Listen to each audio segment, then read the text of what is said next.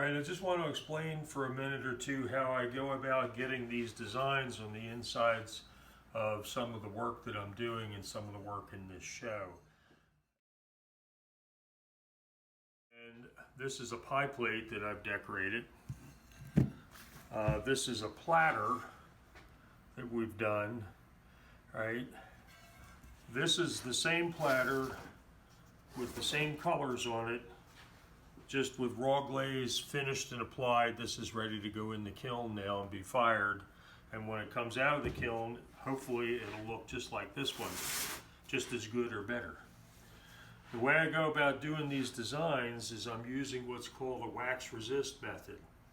And what we can do is we can put the wax resist, which is a liquid latex material that's sort of like latex paint. It's water soluble until it dries, and then it's watertight after it dries, and it only takes a few minutes for that to happen. So I've got a pie plate here, similar to the one we showed, and it has the base glaze on it, in this case white again. And what I'm going to do is I'm going to take this wax resist material. It doesn't come from Daisy and it's not sour cream, right? But we keep it in here in small quantities because otherwise it'll dry out. So I'm going to take a brush, brush this on here, and then I'm going to paint first the tree in this image. Now, unfortunately, it doesn't show up very well on the glaze, but you'll get the idea. And then after I have this image painted in here and it dries, then I will pour the other colors across this, and these pie plates will wind up with 3 colors on them: the white background glaze, and then the dark green glaze that on top of the white turns blue, like the blue field that looks like sky on the original piece we showed you. And a iron saturated glaze called Randy's Red, which will be basically a reddish brown glaze, but on top of the white glaze it turns it sort of lighter brown, which gives me sort of the ground of the image, and that usually goes across the bottom half of the image, and then those two glazes will overlap in the middle to create a slightly darker blue in the middle than what will be more or less in the sky. And there's the finished image painted in with the wax resist, and in a few minutes that will be dry enough. It's already in some parts dry to the touch. It dries pretty quickly. Well, as soon as that's dry completely, then I'll pour the other glazes across this so you can see how the image builds.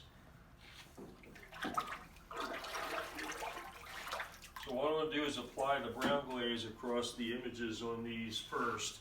This is the pie plate I decorated, and I take the stirred glaze in a pitcher, and we usually hold these at a slight angle and pour across the bottom part, and you can see how the resist works. And then I'll do the other side, the other half of the image. And I've just done the bottom half of the image to create this ground field of a light tan to brown glaze in there, plus a few extra fingerprints just for interest. Now I have the blue glaze, and I'm going to pour across the top of the image and overlap it with the brown as well. And in this way, overlapping glazes, you'll get,